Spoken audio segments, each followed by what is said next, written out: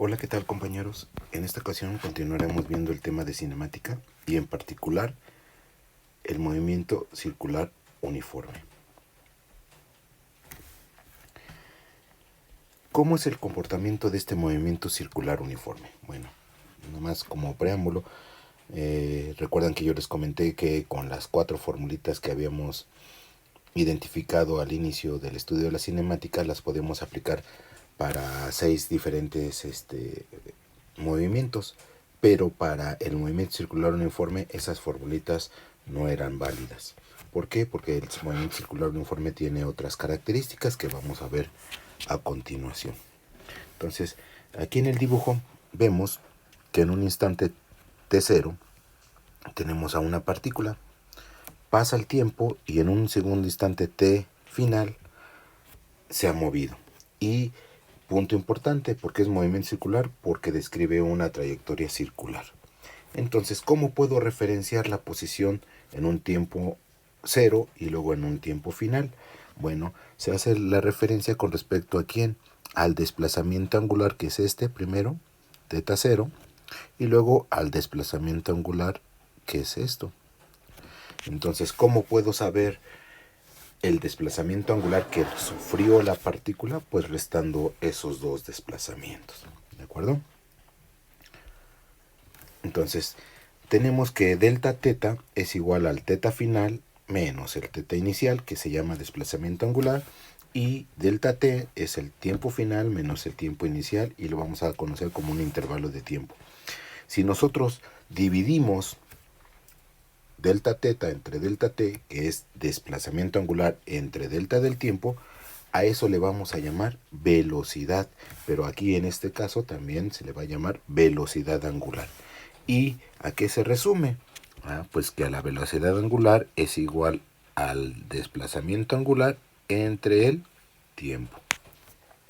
Entonces continuamos. ¿Qué unidades va a tener esta velocidad angular? Pues las unidades que vamos a expresar van a ser radianes sobre segundo. ¿Cómo podemos calcular también el desplazamiento angular? Pues conociendo ya sea la velocidad angular y el tiempo, podemos calcular cuánto se ha desplazado la partícula en su movimiento circular uniforme.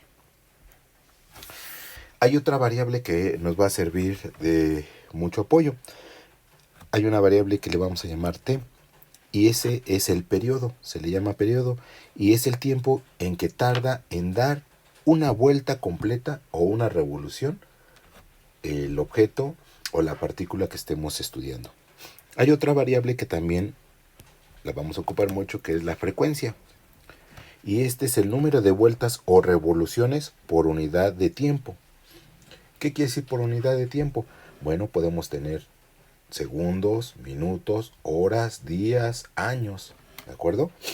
Pero cuando tenemos segundos, en particular segundo, número de vueltas sobre segundo, a esa unidad se le va a llamar hertz.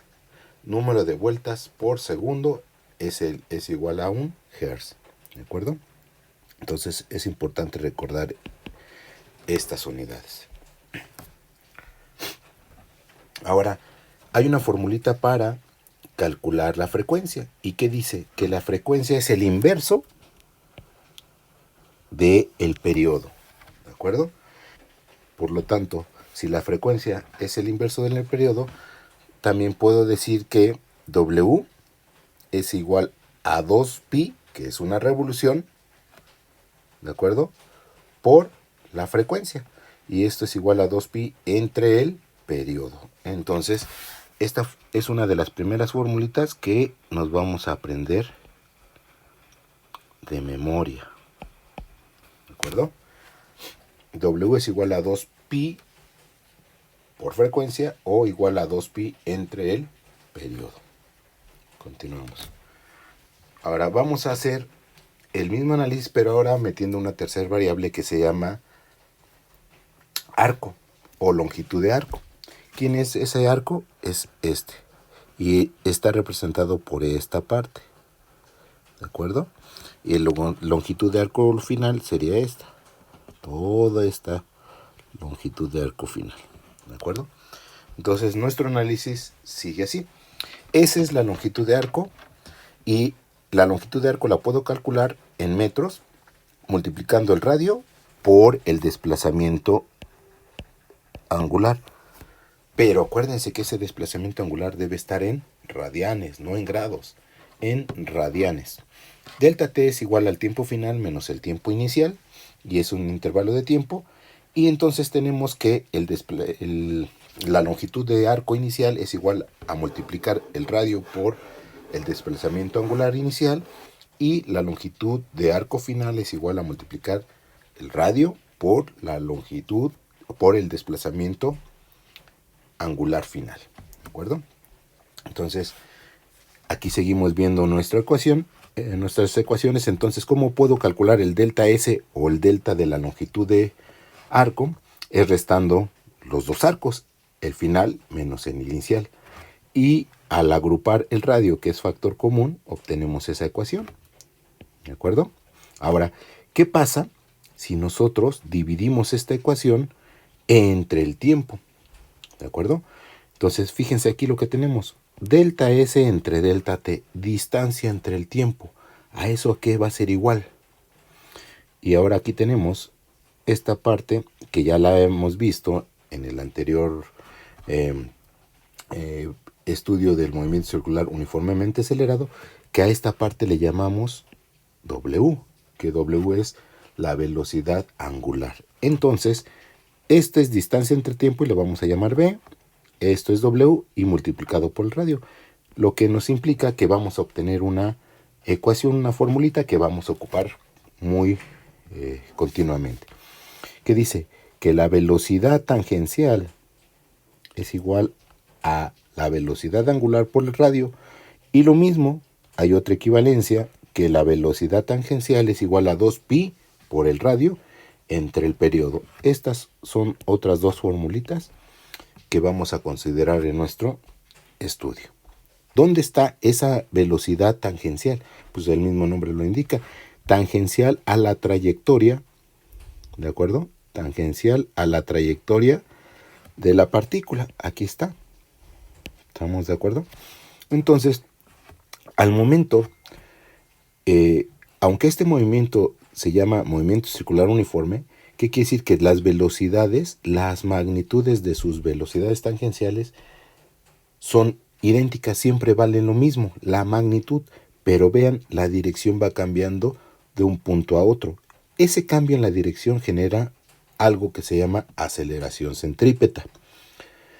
No existe aceleración angular en este movimiento, pero sí existe una aceleración centrípeta que está marcada aquí, que siempre se dirige hacia el centro de la circunferencia.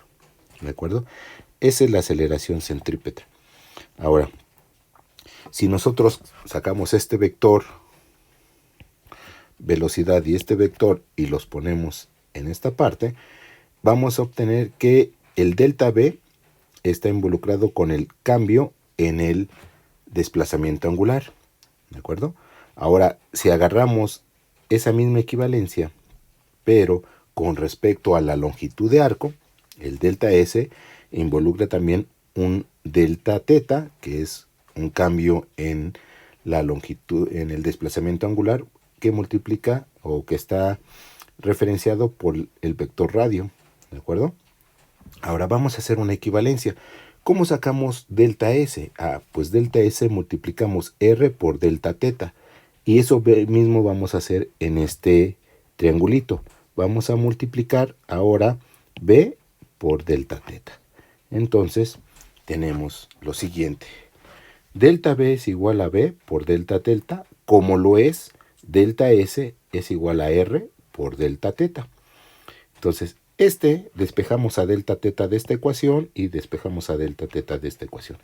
Este delta teta y este delta teta es lo mismo, es el mismo, entonces podemos igualarlas. Al igualar, tenemos que delta B entre B es igual a delta S entre R.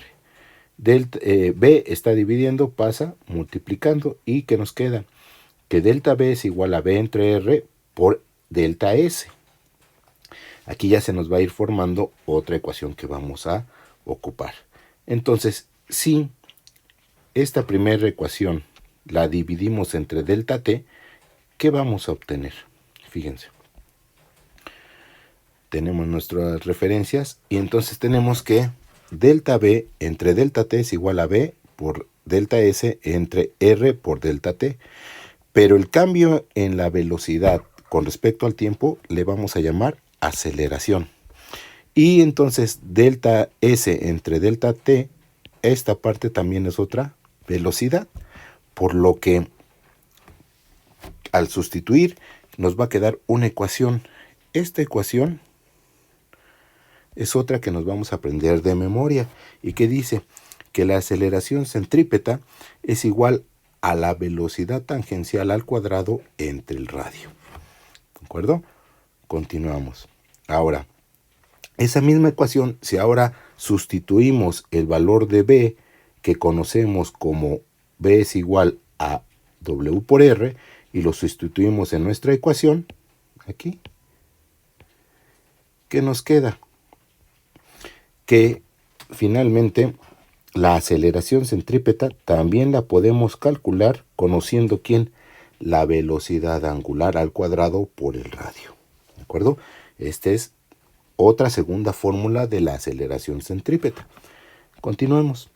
Si ahora a ese valor de velocidad al cuadrado lo sustituimos con esta equivalencia que ya conocemos, que la velocidad tangencial es igual a 2pi por el radio entre el periodo, al sustituirlo obtenemos una tercera ecuación para la aceleración centrípeta, que dice que la aceleración centrípeta es igual a 4pi cuadrado por radio entre el periodo al cuadrado. Esas formulitas son las que vamos a ocupar para solucionar problemas del movimiento circular uniforme.